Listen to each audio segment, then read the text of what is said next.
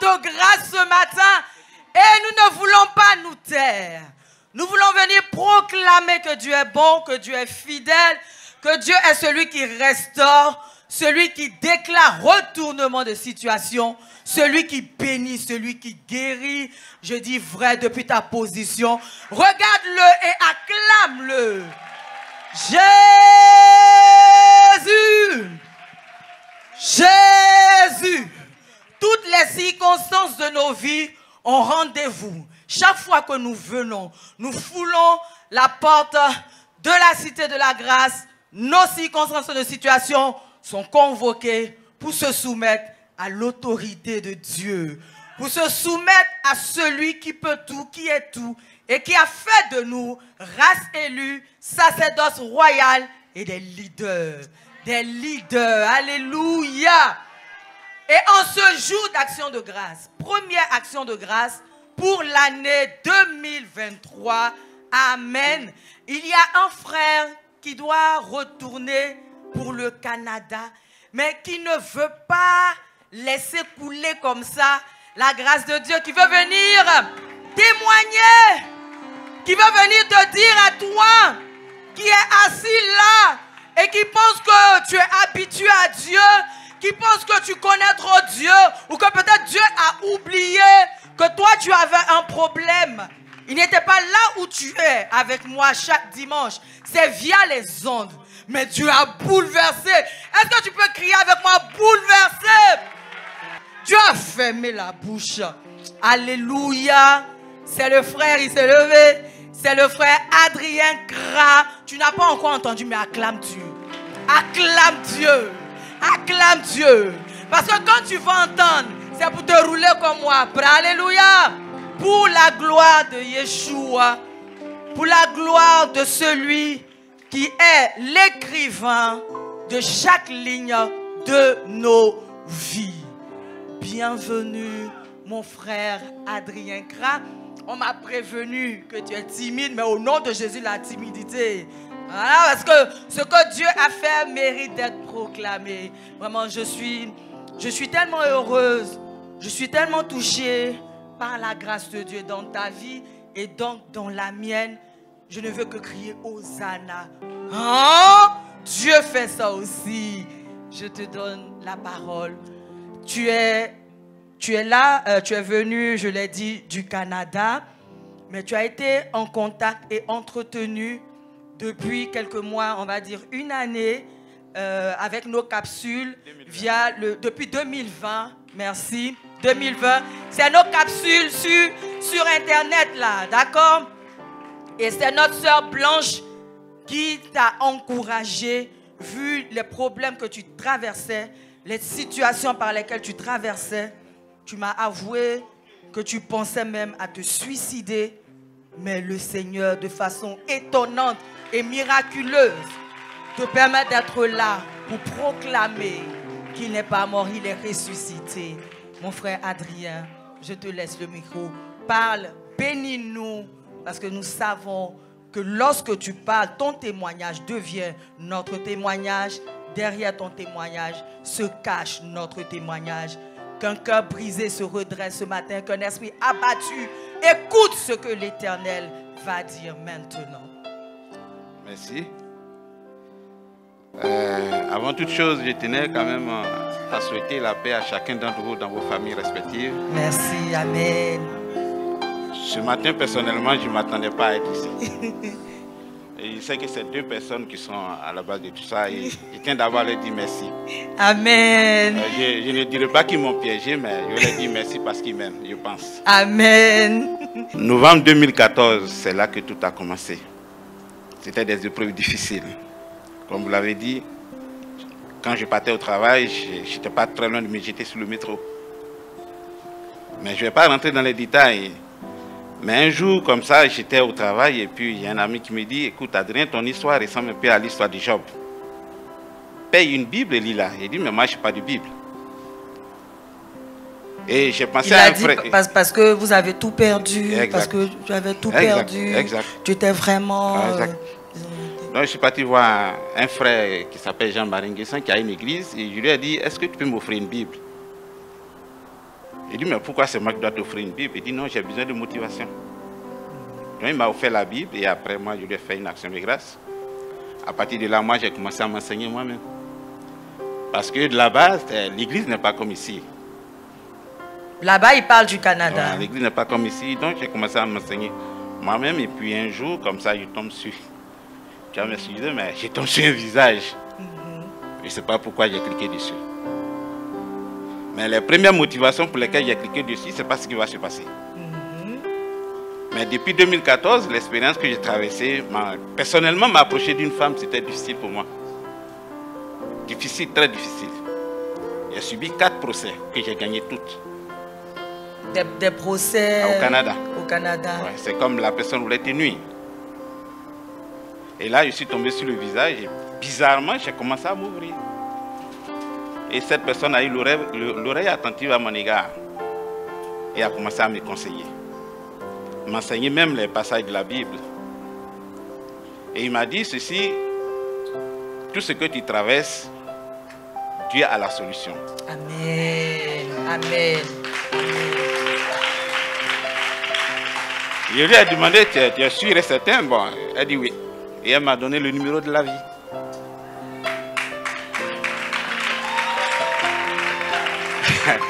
Mais quand j'ai appelé le numéro de la vie, je ne suis pas parti raconter les difficultés auxquelles je traversais, mais je suis tombé sur Pasteur Sigé.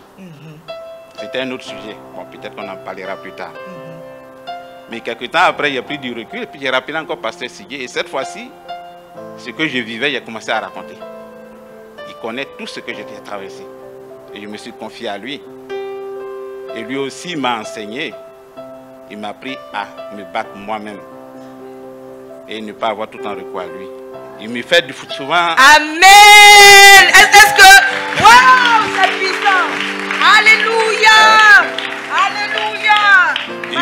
Parce qu'en fait, tu n'avais pas besoin d'un pasteur à domicile. Tu avais besoin de te tourner vers celui qui est la solution pour apprendre à compter sur lui.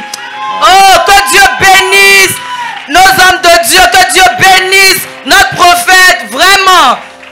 On apprend ici à marcher devant le Seigneur en comptant sur lui.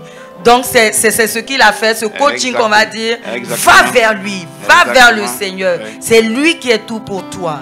Et l'enseignement qu'il m'a donné était tel que même pour avoir tout de prière, quand je me réveille tout à 5h30, je prie, mais le reste de la journée, je ne suis pas fatigué. Amen. Ce qui n'était pas le cas avant. Amen. Et j'ai senti que la restauration venait. Amen.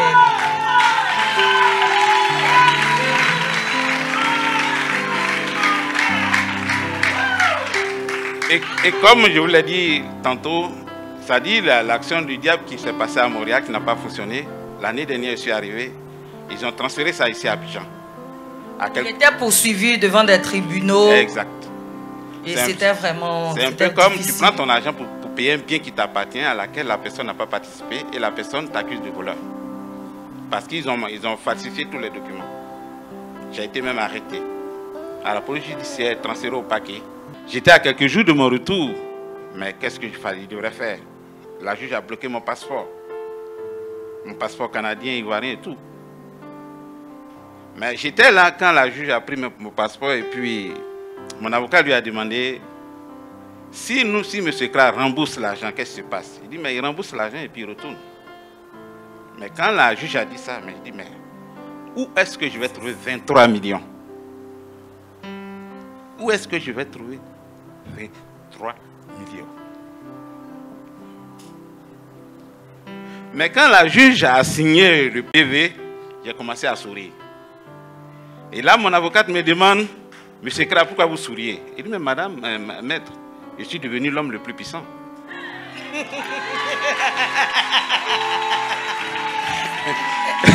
pourquoi? Mais elle me demande pourquoi tu dis ça. Il dit, mais madame, d'abord, avant toute chose, moi, je suis comptable de formation et puis je travaille aux impôts au Canada, à la Direction générale des impôts des particuliers, depuis plus de 13 ans par là. Il dit, mais ils ont voulu me faire du mal, mais leur propre épée se retourne contre eux. Parce qu'ils m'ont traité de voleur, que j'ai volé un terrain qui m'appartient, que je leur ai vendu. Là, je viens de restituer. Le terrain se trouve à Angry-Château. Moi, ils l'ont acheté à 23 millions. Ce terrain vaut aujourd'hui minimum 100 millions. Ça me revient. Donc, même si je n'ai pas encore remboursé, je suis devenu l'homme le plus puissant. Mais quand je suis sorti du bureau de la juge, je vous dis, Dieu il est merveilleux. Amen. En 2 jours, j'ai réuni 18 millions.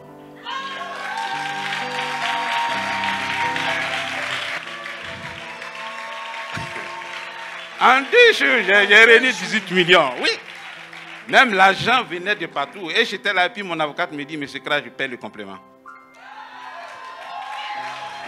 L'avocate à qui vous devez payer des honoraires? Non, oui, non, elle dit, je paie le complément. J'étais là comme ça, je n'en revenais pas. Et j'ai remboursé l'argent. Et quand j'ai remboursé maintenant, ceux qui m'ont poursuivi ont commencé à me demander pardon. J'ai dit, mais je ne vous comprends pas. Vous me traitez de voleur, pourquoi vous me demandez pardon maintenant? Ils ont bâti un immeuble R+1 sur le terrain. Il y a de cela quelques semaines, il y a un procès qui s'est passé, j'ai gagné. Lui qui avait une situation bloquée, tout était fermé, on lui a tout pris. Amen. Il était au bord de suicide, prêt à se jeter sous le métro, sous les rames de métro. Dès lors qu'il a été connecté au Dieu qui est la solution à toute équation, alléluia, le Seigneur lui-même a marché au-devant de lui. Ce qui avait été programmé pour lui, c'était la mort, l'opprobre, l'humiliation. Mais le Seigneur a renversé la tendance totalement. Renversement de situation.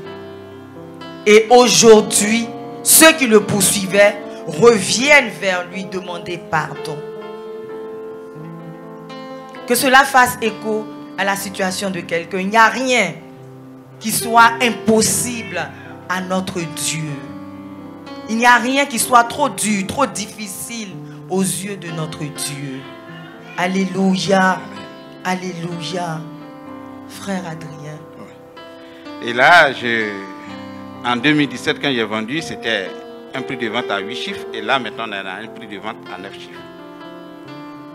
Mais écoutez, on ne peut que dire merci à Dieu. Amen. Amen. Et je pense même que ce que la sœur Blanche a dit est en train de se faire. Parce qu'au début, j'étais un peu sceptique.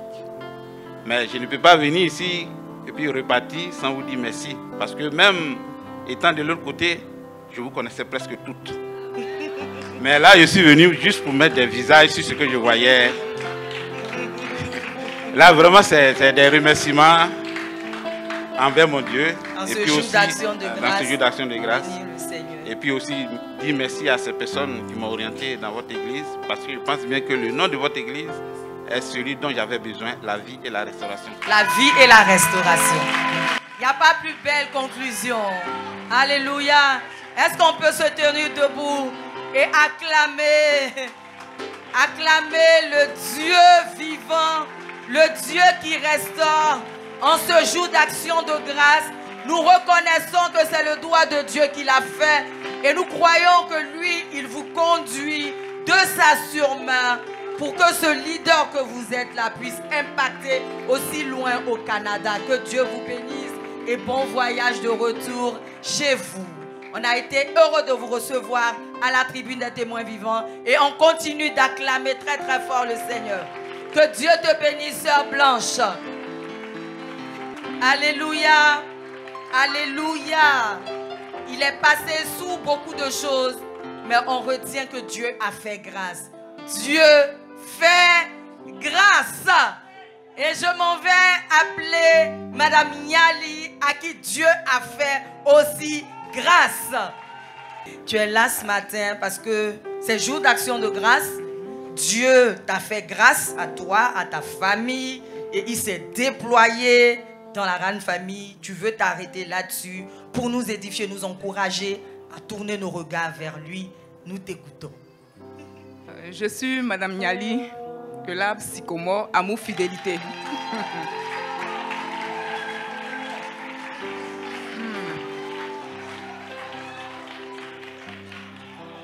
Ce matin, je veux bénir le nom du Seigneur, lui dire merci pour tout ce qu'il fait dans ma vie, dans la vie de ma famille, de mon mari qui l'a ressuscité. Amen. Pour toute ma grande famille, je veux dire merci au Seigneur. Ce matin, le Seigneur a fait une grande chose dans la vie de ma belle-fille.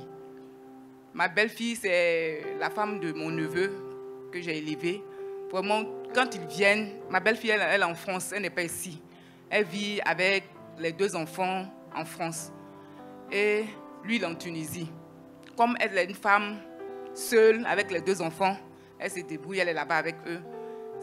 Il y a eu un malentendu qui s'est produit. Donc, parmi les enfants, il y avait la plus petite qui avait faim. Et elle a envoyé la plus grande. Comme elle est enceinte, elle a envoyé la plus grande. C'est au pas de l'immeuble, en bas, dans le même immeuble. Envoyé la plus grande pour aller prendre quelque chose pour sa petite soeur. À la supérette. Donc, comme les enfants sont les enfants, quand elle est partie, au lieu de rentrer, elle a profité pour se promener un peu, puis elle s'est perdue. Donc, pendant qu'elle s'est perdue, sa maman qui descend, elle la cherche aux alentours. Comme il y a un parc, elle ne la voit pas. Elle a appelé la police. Pendant qu'elle a appelé la police, il y a quelqu'un aussi qui l'a appelé. On l'a retrouvée dans un autre quartier. Donc, elle court, elle arrive là-bas. Elle voit, il y a du monde autour, il y a des policiers déjà. Donc, elle expliquait que peut-être qu'elle s'est perdue, c'est ce qui a fait qu'elle est encore là. Donc, le policier a dit non, il n'y avait pas de problème. Mais j'avais un magasin autour, un magasin de nourriture. Donc, quand ils ont vu la petite qui pleurait dans la rue, ils l'ont soulevée, en même temps, ils l'ont mis dans leur magasin. Ils lui ont donné à manger, tout ça là. Ils ont commencé. Tu pleures, tu n'as pas envie d'aller à la maison, c'est parce que ta maman te frappe. Elle est en France. Hein. Donc, ils ont demandé comme ça à la petite. Elle aussi, elle a eu peur. Elle s'est dit que comme elle est perdue, pour ne pas que... Elle a dit, oui, c'est parce que ma maman me frappe. Et puis, elle s'est assise. Donc, pour elle, c'était un jeu. Donc, la maman qui court, elle prend la plus petite aussi. Elle avait quel âge déjà? Elle avait 9 ans. Elle avait 9 ans. Donc, la maman était avec la petite. Donc, en courant, elle vient avec la petite pour venir retrouver sa fille. Arrivée là, on lui dit non, qu'on a appelé les assistants sociaux là pour venir la chercher. Donc, ils ont pris les enfants, les 2 enfants. Sur le témoignage de la petite, de ce qu'elle est maltraitée à la maison. Donc, comme la petite a dit qu'elle est maltraitée, on les a pris, on les a envoyés à la police. Ils lui ont arraché la plus petite aussi, les 2, on les a mis dans une salle. Et puis, on a mis la maman dans une autre salle. Donc, la grande, puisqu'on lui a demandé, elle a dit que non, c'est parce que la maman la frappe. Elle a répété. Donc, la petite aussi répète ce que sa grande soeur dit. Donc, eux aussi, ils ont commencé à lui demander, parce qu'ils sont les enfants, eux, ils ont le droit là-bas. Donc, ils lui demandent, qu'est-ce que tu n'aimes pas que ta maman te fasse? Donc, la petite qui dit, j'aime pas qu'elle m'écrit là-dessus. Donc, ça suffit. On l'a arraché, on dit c'est une mauvaise mère. On l'a enfermé, la mère, pendant 3 jours. Et puis, on lui a arraché les 2 enfants. Enceinte. Oui. On l'a enfermée. On lui a retiré la garde des enfants sur le témoignage de sa fille. De sa fille. Parce que là-bas, les droits des enfants, on ne joue pas là-dessus. Il y a eu tellement de dérives. On peut se dire que c'est un abus, mais on encadre beaucoup la petite enfance. Donc, sur le témoignage de l'enfant a autorité sur tout ce que le parent va déclarer. Donc, un enfant qui témoigne que je suis battu à la maison, je ne mange pas à la maison, c'est suffisant pour qu'on retire ta garde à tes parents. Et c'est ce qui a été fait. Donc, quand ils ont retiré les enfants, ils ont pris les enfants. C'était dans le mois de juillet. Nous, on ne savait pas. Son papa a pensé que c'était quelque chose qui était simple. Donc, il a dit à sa femme de laisser, de ne pas avertir la famille que ça va passer. Parce qu'ils avaient dit, dans 3 mois, ça allait s'arranger. Après 3 mois, rien ne s'arrange. Elle en avait marre, elle ne pouvait plus supporter. Et puis, elle m'a appelé en pleurant. Que, Tata, je ne peux plus. J'ai dit, mais tu as quoi? Elle dit, ça fait depuis juillet, on a retiré tes petits-enfants. J'ai dit, comment ça? Elle dit, et puis elle m'a expliqué, voilà, on a retiré les enfants. J'ai dit, mais qu'est-ce qui s'est passé? Elle m'explique textuellement, dit, les enfants, ils ont pris tous les enfants. En tout cas, je n'ai aucun enfant, c'est fini, j'ai tout perdu. Donc je lui ai dit, non, ne parle pas comme ça, tu n'as pas tout perdu. Elle dit non, qu'ici, là, une fois qu'on te retire les enfants, là, tant que l'enfant n'a pas 18 ans, on ne te donne pas les enfants. Donc ça, c'est sûr, je suis sûr que c'est jusqu'à 18 ans qu'on va me redonner les enfants. Je lui ai dit non, on ne va pas te redonner les enfants à 18 ans. Donc j'ai appelé le numéro de la vie. Et pendant qu'elle était là, enfermée 3 jours par la police, elle a été licenciée. Elle a perdu son travail, on n'arrivait pas à la joindre. Elle a perdu son travail. Donc quand j'ai appelé le numéro de la vie, je suis tombée sur le pasteur Sigui, il a dit que le Seigneur nous prenait en charge. Et je l'ai appelé, je lui ai fait le retour. Pour lui dire que le Seigneur nous prend en charge, que le Seigneur s'occupait de ça, le Seigneur gère. Elle a continué à pleurer. Tous les jours, elle pleurait. J'ai dit, c'est vrai, tu pleures. Mais moi, je sais que le Seigneur va gérer. Et c'est vrai, de procédure en procédure, c'est jusqu'à 18 ans parce que l'enfant devient adulte. S'il veut retourner vers ses parents, il est libre maintenant de le faire. Mais les services sociaux de famille d'accueil en famille d'accueil vont trimballer tes enfants, peuvent même séparer la fratrie. Donc c'est vraiment dur pour une mère de se voir retirer de cette manière la garde de ses enfants, qui plus est en étant enceinte du 3e. Elle a failli perdre le bébé même à cause de ce problème-là. Pendant ce temps, après que j'ai appelé le numéro de la vie, je suis allée à la cellule aussi. Arrivé à la cellule, j'ai donné le sujet et puis on a prié pour le sujet. Ceci étant, on a laissé tout le temps, on vient au culte. En tout cas, je n'ai plus regardé là-bas. À chaque fois que je l'appelle, c'est pour la consoler, pour dire le Seigneur va faire. Pour l'encourager, le Seigneur va faire. Ne te décourage pas, le Seigneur va faire. Et on était là en février. Elle m'a appelé pour dire que le procès des enfants là, c'est en février, que mon avocat allait déjà consulter. C'est pas sûr qu'on me donne les enfants. Que on dit, après on a mené les enquêtes, après tout ça, on a vu que les enfants là, bon, la maman ne les frappait pas, mais ils ont vu que les enfants mentent. Donc ils vont mener des enquêtes pour savoir pourquoi les enfants ont menti. Donc pour cela, ils vont garder encore les enfants. Donc elle m'a appelé pour me dire ça. Je lui ai dit, le Seigneur là va gérer. Elle dit, tata, c'est quand 18 ans. Il dit, pour toi là, ça ne sera pas 18 ans. Au nom de Jésus. Le Seigneur là, il va gérer. Ça c'est gâté dans le même. Elle m'en prend pour te donner. Elle dit, c'est 18 ans ici, là on est en France. J'ai dit, toi tu es en France, moi ici, il y a Jésus, c'est ça qui te donne. Amen. Amen. Amen. En février là, ils sont allés faire le procès. Donc moi j'attendais, il me dit, bon, comme c'est ce qu'elle a dit, je suis là, je vois, il m'envoie les messages, beaucoup de messages. Tata, qu'on a libéré tes petits-enfants, on est rentré à la maison.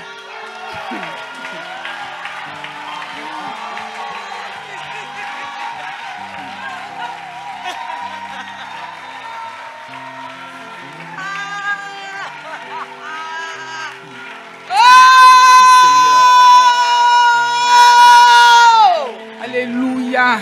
Alléluia. Non, c'est pas possible. Alléluia. Ah! Elle-même là, elle n'est pas sûre. Et puis elle m'appelle. Elle dit, j'ai dit, c'est gâté dans les mains, comme tu as dit là. Ils m'ont donné les enfants.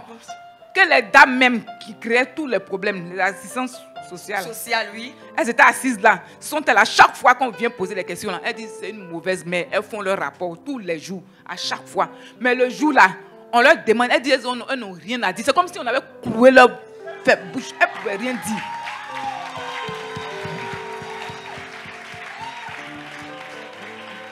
Elle n'avait rien à dire.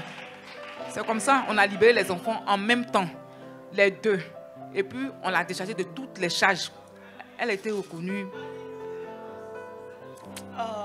innocente. Et devant ça, ma soeur, est-ce qu'il y a quelque chose à dire encore? Je te laisse bénir Dieu en ce jour d'action de grâce. Et nous, on va crier Amen. C'est tout. Seigneur Jésus, comme on dit là, ton merci ne finira jamais dans ma bouche. Moi là, je suis un pur produit de toi. Je ne sais pas c'est quel mot. Si j'avais un autre mot pour te dire merci là, j'allais le dire. Mais c'est merci, je peux dire. Je te dis merci, ma vie, ma famille, mon foyer, tout est dans ta main. Je me livre à toi. Merci Seigneur. Alléluia. Nous recevons ce témoignage-là comme étant la manifestation de la grâce de Dieu pour la famille Yali. Et nous acclamons très très très fort le Seigneur. Nous acclamons très très fort le Seigneur. Alléluia. Alléluia. Amen. Frère Galon, tu es derrière la caméra. Est-ce que tu peux rendre ton témoignage? Rapidement, c'est possible. Parce que c'est une situation grave. C'est une situation grave dont le Seigneur t'a libéré, il t'a mis au large. On l'a déjà reçu à la tribune des témoins vivants. La prison le poursuivait. Des paroles précises ont été données. Il les a toutes reconnues. Il a attesté que c'est le Seigneur qui ainsi le gardait. Alléluia. Et il veut venir ici en ce jour d'action de grâce bénir Dieu pour une situation d'emprisonnement dont le Seigneur l'a gardé. Nous écoutons notre frère Galon. Merci beaucoup, maman, pour l'occasion. Je ne sais pas comment commencer parce que je suis dépassé. D'abord, je me nomme Galon P. Hugues et je suis de l'arbre 7.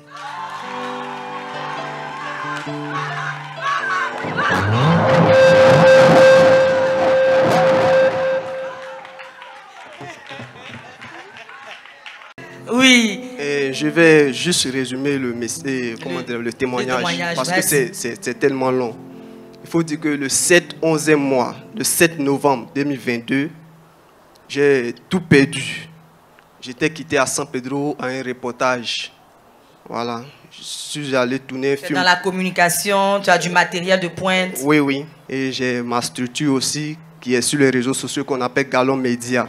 Il faut dire que j'étais lancé dans l'audiovisuel. Et le 7 novembre 2022, je quitte ici à Evi. Je dois rentrer sur Yopougon avec tout le matériel. Parce que quand nous on voyage, on s'arrange toujours le samedi nuit à rentrer parce qu'on doit venir à Evi le dimanche. Donc j'ai tourné le film. J'ai tourné le film pendant 6 jours à San Pedro. Et le samedi, je suis rentré. Quand je suis rentré, je suis arrivé ici le dimanche matin. En même temps, j'ai fait mon culte. J'avais encore le matériel sur moi. J'avais un matériel du coût de 5 millions sur moi. Des caméras, drones, disques durs, tout ça. Et j'ai déposé là, après mon culte, je devais rentrer sur Yopougon. On me dit qu'à Yopougon, il y a grève de taxi et baka. Donc, on ne peut pas rentrer. Je vais à la Riviera Golf, je dors au bureau. Et le lundi matin, je m'arrange à décomposer et j'arrive à Yopougon, au sable. Je prends un taxi compteur pour aller déposer une caméra que j'ai pris pour renforcer mes appareils. Parce que vous-même, vous connaissez, le tournage de film, ça demande beaucoup d'appareils. Donc, comme ça, je prends un taxi. Et c'est comme si le taximètre, il connaissait là où les caméras sont placées. J'étais arrêté au sable, là, juste devant la boulangerie. Et le taximètre vient, il me demande, ah, mais mon petit, tu vas où? Il dit, mais c'est un taxi même que je cherchais. Donc, je négocie le prix, tout ça. Arrivé au Gandhi, Carrefour Gandhi, avec petit toit rouge, là. Je vois que le taximètre monte les vitres. Bon, ça m'a étonné. Je demande au monsieur, il y a quoi? Il dit, non, il n'y a rien. Et tout à coup, il garde à 16 heures. Il garde le pied sur le frein. Rapidement, il tire le frein en main. Il passe derrière, comme s'il vient s'asseoir derrière moi. Au fait, moi, j'étais dépassé. Je n'arrivais pas à comprendre ce qui se passait. Tout à coup, je vois quelque chose de glacé qui est là. C'est un fusil. Une arme à feu. Et je regarde, je vois fusil. Je suis resté 3 dans la voiture. Et il me parlait. Tu vois ça, il y a des balles dedans. Si tu fais erreur, je tire sur toi. Et puis d'ailleurs, moi, je suis un adulte. C'est un vieux, hein? C'est un vieux. C'est même pas un jeune pour dire qu'il va... bon. Donc, je ne m'attendais pas à ça. Donc, si tu bouges, je tire sur toi. Moi, je tire sur moi aussi. Personne ne va pleurer pour toi. Mais toi, tu es encore jeune. Les gens vont te pleurer. Donc, fais un petit geste, tu vas voir. Il m'a demandé qu'est-ce qu'il y a dans les sacs. Parce que quand tu vois les sacs, tu sais qu'il y a des trucs importants dedans. Les sacs sont solides et puis bien gros là. J'avais 3 sacs. Donc j'ai dit ce sont des caméras, mais c'est pour une télé. Je ramène, les caméras sont tracées. Il dit ok, il n'y a pas de souci. Donne-moi ton bédou, j'ai donné mon bédou. Donne-moi ton téléphone, j'ai donné mon téléphone. Tu vas descendre doucement. Je touche la porte, je vois que c'est condamné. Il dit mais c'est condamné. Il dit descends. 1 fois c'est condamné, 2 fois c'est condamné. Il dit descends. Donc je vois, je dis mais c'est condamné, je suis assis. Il dit ok, il n'y a pas de souci. Donc voici le siège du chauffeur. Le deuxième siège qui est juste à côté du chauffeur. Et au milieu, il y a un petit passage. Donc le gars, il va là, il rentre là, et toujours l'arme sur moi. Je ne sais pas si à son niveau, il y a un bouton pour appuyer pour décordonner les 4 portières. Donc, étant là-bas, il dit ouvre et descend. Tout à coup, dès que je touche la porte, je vois que ça s'ouvre. J'ai déposé un pied, le deuxième pied, fauf! Il est parti, je suis tombé. Mais Dieu m'a fait grâce. En tout cas, le pneu ne m'a pas touché. Quand je suis tombé, c'était à 16 heures. C'est là les gens sont venus vers moi. Il y a quoi, il y a quoi? J'ai dit, il m'a volé, il m'a volé, il m'a volé, il m'a volé. J'étais paniqué. On arrête les taximètres, ils s'en vont seulement. Mais on voit la voiture partir. Moi, dans ma tête, c'était de prendre le numéro, mais j'étais tellement paniqué. Je n'ai pas pris le numéro. Donc, on prend un taximètre qui poursuit la voiture. Arrivé devant le taximètre, dit, mais attends, on va avec toi. Tu dis, ils t'ont volé, tu n'as pas l'argent. Tu payes comment? Descends. Non, mais bien, avant même de continuer, on veut déjà s'arrêter là et bénir Dieu pour ta vie qui a été gardée. Parce qu'il pouvait te tuer, ramasser le matériel là et partir. Ou en te projetant de la voiture, marcher sur toi, rouler sur toi et tu perdais ta vie là, sur le bitume. Nous, on veut déjà là voir la grâce de Dieu et acclamer le Seigneur pour ta vie. Célébrer le Seigneur pour ta vie qu'il a gardée. Amen. Amen. Peuple de Dieu, est-ce que ce n'est pas la grâce de Dieu déjà? Pour qu'il puisse être là pour rendre témoignage de ça. Amen. Parce que pour peu que ça, pour un mot mal placé, on t'abat. Et j'ai vu que le gars, il était motivé. Et c'est un doyen. En tout cas, il connaît le travail. Parce qu'il était calme. Et là où il a garé, il y avait des gens, il y avait des femmes qui vendaient là. Ça l'a pas. Non, il n'était pas paniqué même. Avec sang-froid, il a opéré le braquage. Et puis il est... Non. Je n'ai pas aussi contesté. Moi, je voyais ça un film. J'étais assis là. Je n'ai jamais pensé qu'un jour, ils allaient me fusil sur moi. Donc, quand il est parti, je vais rendre ça tout court parce que l'affaire est en justice actuellement. Et le 15, il y a un procès. Donc, je sais que Dieu va faire encore. Et il continue de faire. Amen. Donc, là, je descends. Je vais directement, j'appelle les propriétaires d'appareils. Ah, voilà ce qui m'arrive. On dit non, mais va faire déclaration de perte. Je fais déclaration de perte. Je constate que mon numéro fonctionne toujours. Et le soir, le numéro commence à appeler mes parents pour dire non, de mon voyage, j'ai fait un accident. J'ai fait un accident, je suis à l'hôpital, donc ils ont besoin d'argent. Ils ont commencé à escroquer sur le numéro. Dans escroquer là, des gens m'ont donné des conseils. Je suis allé à la police scientifique et Dieu merci, je rends le témoignage court parce que c'est un long témoignage. La police a pu tracer mon numéro. Ils ont attrapé 2 personnes. Ils ont attrapé 2 personnes.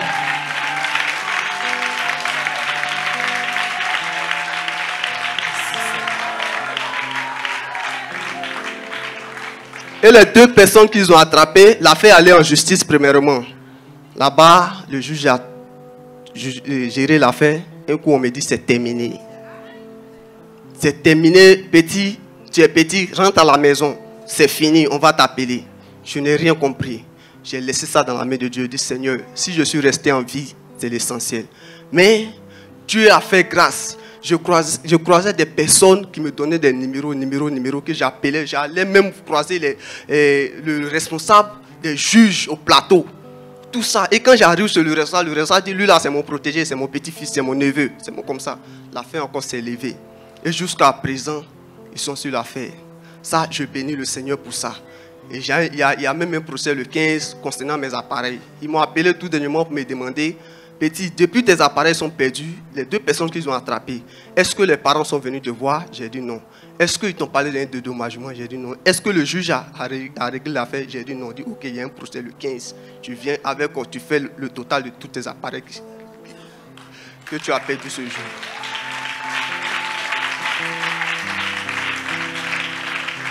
Et là, c'était en novembre que j'ai perdu mes appareils. Il y a eu autre affaire encore, le 30 premier mois, janvier.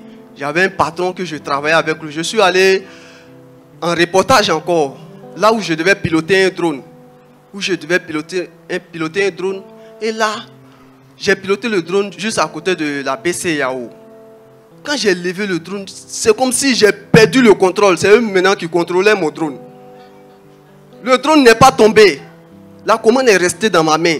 Quand le drone est monté, je ramène le drone vers moi. Il monte, il descend. Comme si quelqu'un conduisait le drone. Un coup, quand il est monté, je n'ai plus vu. J'ai informé mon patron. Il m'a dit, ok, c'est un appareil, c'est rien. Il faut laisser tomber. Et bon, travaillons dur pour pouvoir acheter d'autres appareils. Un peu, quand le gars a entendu que j'ai eu une affaire qui est en justice, là où ils m'ont agressé, il dit, ok, comme tu as un appareil, tu as ton affaire qui est en justice, et puis il y a l'argent qui doit sortir. Toi aussi, je vais te poursuivre en justice. Là, comme ça, l'argent va sortir. Et le gars va à la gendarmerie, il paye les gendarmes pour qu'on puisse venir me chercher et m'enfermer. Je n'ai rien compris. Or, le monsieur, à chaque fois que je travaillais, je lui donnais de l'argent. Et quand je lui donne de l'argent, il dit, bon, tu dois me donner 500 000. Tu me donnes 500 000 sur les 1 million. Moi, j'ai acheté le drone à 1 million.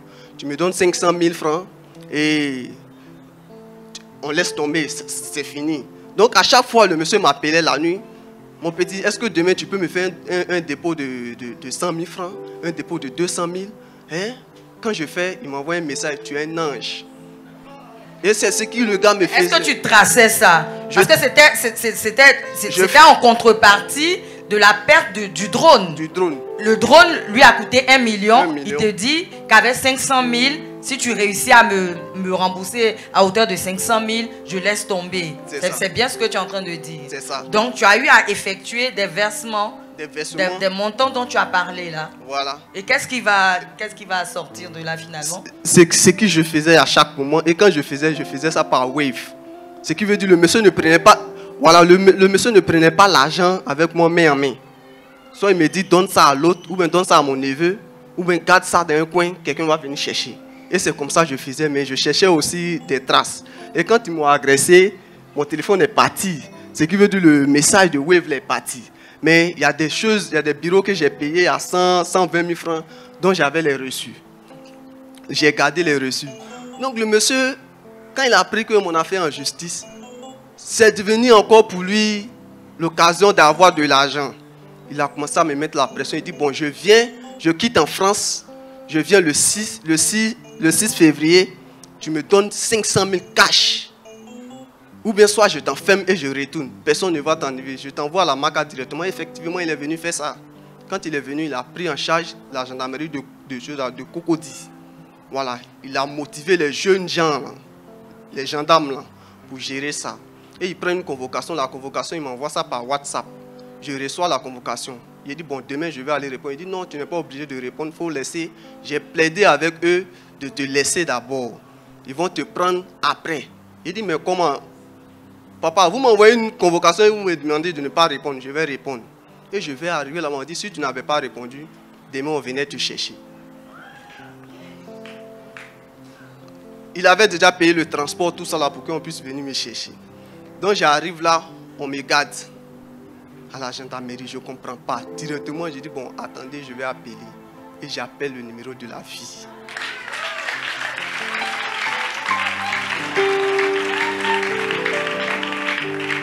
Moi, je suis silencieuse. Je me rappelle de la parole. C'est le prophète qui avait dit, il y a un problème de prison sur toi.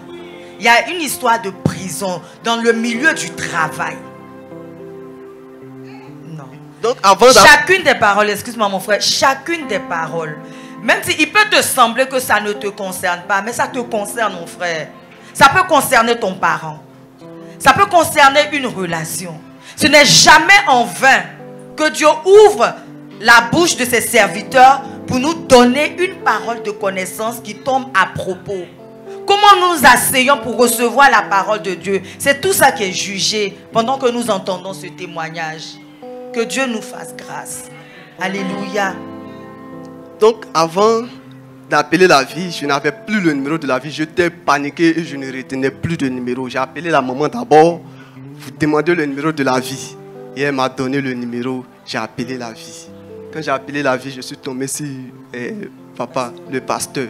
Il m'a dit, mon petit, reste tranquille, ça va aller. En tout cas, j'ai compris ça comme ça. J'avais la foi parce que je sais que Dieu ne fait rien au hasard.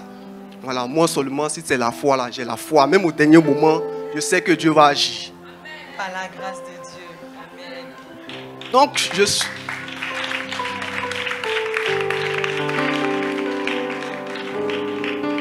je suis resté là, à la gendarmerie. Ils ont commencé à me mettre la pression. Si tu as l'argent, va chercher. Et pendant ce temps, je connaissais mon vieux. J'avais mis dans ma tête que je devais lui trouver 500 000. Et malgré que j'ai été agressé, mais les reçus que j'avais, c'était 100 et quelques mille. Donc je mets dans ma tête que je dois chercher au moins 300 et quelques. Et j'avais déjà 200, beaucoup. Je viens, j'appelle le pasteur, j'explique mon problème, tout ça. En tout cas, je bénis le nom du Seigneur pour les hommes de Dieu. Amen. Voilà, ils sont toujours disponibles. J'ai essayé dans d'autres églises où j'étais. On me dit non, moi, toi tu es un doyen parce que là-bas c'est moi qui donne des caméras quand il y a des cérémonies. On dit la somme de 500 000 là, c'est rien pour toi. Tu peux. C'est comme si les gens me voient comme quelqu'un qui est grand. Je ne comprends pas.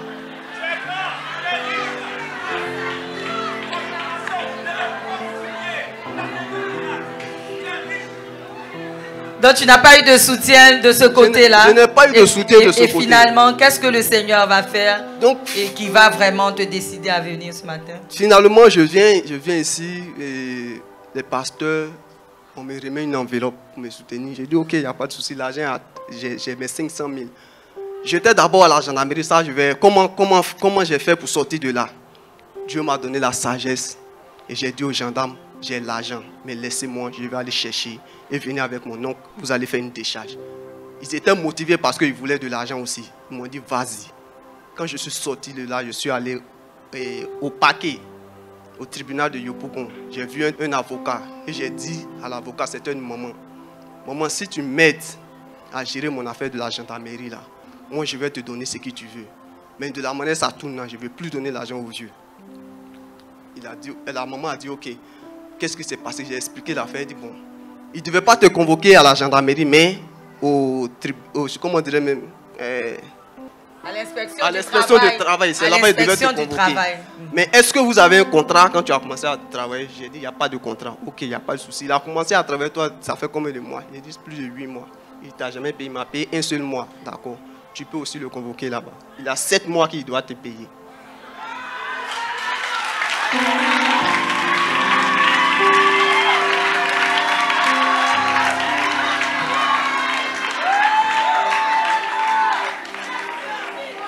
Donc, l'affaire est là. Moi, je vais là-bas à l'inspection du travail, j'explique mon affaire. On dit, ok, comme il n'y a pas de contrat, c'est l'employeur qui décide. L'employeur n'a plus trop de paroles là. Donc, ils ont calculé mes 7 mois, ça faisait 1 million et quelques.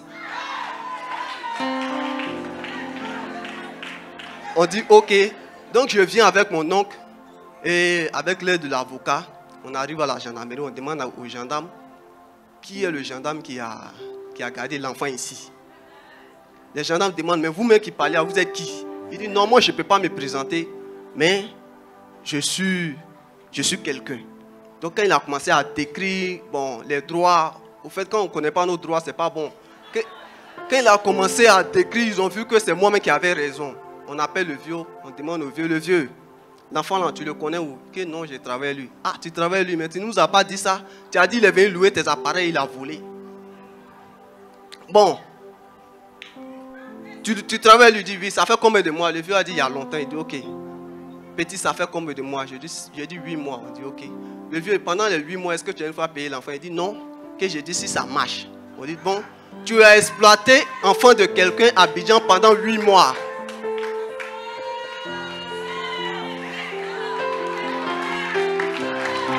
Je vais aller vite parce que c'est un lourd témoignage. Et pendant que ça se passe, je prends mon temps, j'écris.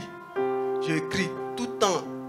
Tata Caro me demande, Galon, vous êtes à quel niveau? Vous êtes à quel niveau? En tout cas, je bénis le nom du Seigneur pour la maman aussi. Elle m'a beaucoup soutenu. Et quand je viens ici, je suis content parce que je sais que Dieu va faire. Donc, arrivé là, on me demande, bon, petit, il devait te payer combien? Bon, c'est... Quand ils ont calculé là-bas, ça faisait 1 million et quelques. On dit ok, il n'y a pas de problème. Donc on considère que c'est 100 000 francs, 150 000, 200 000 francs dans le mois. On demande au vieux, le vieux, voilà, le petit t'a convoqué à l'inspection du travail. Si on t'envoie là-bas, toi-même tu vas avoir des problèmes. Donc nous on demande pardon, petit, retire ta plainte. Le vieux dit non, il a commencé à trembler. Moi je n'ai jamais demandé de l'argent au petit. D'ailleurs même, je laisse tout tomber, c'est fini.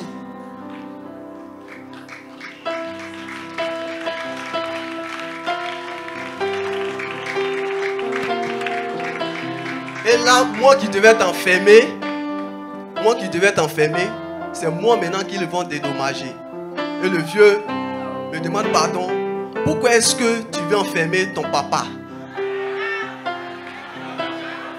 Mon oncle est là dit, mais si tu peux le papa veut enfermer son fils qui n'arrive pas, que le fils a l'occasion, il va enfermer le papa. Mais mon petit frère que je connais là, il n'est pas méchant. Si c'est l'argent tu veux, le vieux, il va te donner. Mais tu as voulu l'enfermer. Le vieux dit non, il s'excuse. En tout cas, il laisse tout tomber. On considère que rien n'est perdu. Les gendarmes aussi, après ça, ils vont les poursuivre encore en justice parce qu'ils m'ont gardé pour quelque chose qu'ils n'avaient pas la preuve. Donc, finalement, tout le monde a commencé à me supplier de retirer ma plainte parce que j'ai raison. Et c'est comme ça, c'est resté. Le vieux, après, est venu vers moi parce qu'il n'a pas payé son bureau, tout. Finalement, celui qui voulait m'enfermer me doit de l'argent. Tout est fini. Le vieux a accepté de laisser tomber son trône et il reconnaît que je n'ai pas perdu son trône. Et quand on regarde aussi selon ma plainte, le vieux doit me dédommager 1 million. Lui, c'est 500 000 là. C'est 6 mois. Et puis lui encore, il doit me donner de l'argent.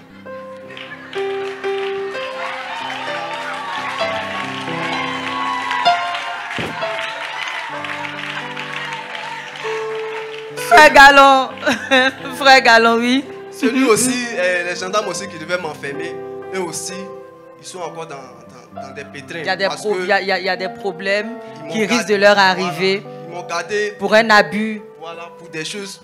Or, la personne que j'ai touchée aussi, la personne que Dieu m'a envoyé, l'avocat que Dieu m'a envoyé vers elle, elle connaît des personnes à l'école de Chantamérique, des personnes qui sont un peu... Donc quand ils ont passé 2 coups d'appel, en tout cas c'était chaud, c'était mélangé là-bas. Mais frère Galon, on voit le Dieu du retournement de situation. Hein. Si tu ne l'as pas vu, on voit le Seigneur. Le mal qu'on a projeté contre toi, le Seigneur l'a tourné en bien. Nous, c'est ce qu'on veut retenir et redonner la gloire au Seigneur. Pour toucher des hommes, Dieu utilise d'autres hommes.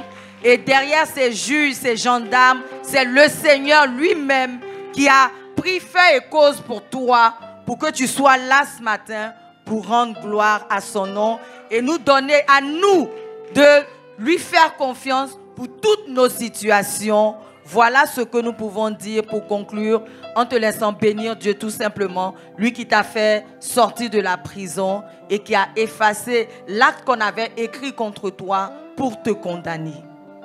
Tu le bénis et nous allons ensemble dire Amen. Et je bénis le nom du Seigneur pour sa grâce. Merci Seigneur pour ton amour incomparable. Toi qui vois une fourmi noire dans une chambre noire, sur une pierre noire, rien n'est caché à tes yeux. Et tu es le Dieu des orphelins. Je bénis ton nom parce que après l'accident, tu as commencé à faire de grandes choses dans ma vie. Et je sais qu'il y a des choses encore qui viennent. Merci Seigneur pour ta grâce. Merci. Amen. Peuple de Dieu, est-ce qu'ensemble on peut se tenir debout pour acclamer le Seigneur? Que l'assemblée des témoins vivants acclame le Dieu vivant, le Dieu du miracle, le Dieu du surnaturel, celui qui peut faire grâce. Là où tout est fermé, il ouvre une porte. Amen. Amen. Élevons ensemble la voix pour bénir ce Dieu-là, qui est l'auteur, le producteur de nos témoignages. Béni sois-tu, Seigneur. Toi, notre asile, notre haute retraite, notre refuge. Merci pour le frère Adrien Kra qui retourne au Canada. Merci pour Madame Niali, par la vie de laquelle tu as touché sa belle-fille. Et merci pour notre frère Galon. Nous recevons ces témoignages-là comme étant écrits par toi pour que nos yeux se tournent vers toi et que nos cœurs s'attachent à toi. Que la gloire de ce que tu as produit te revienne. Que la louange, la célébration te soit rendue à toi et toi seul, au nom puissant de Jésus. C'était la tribune des témoins vivants et à dimanche.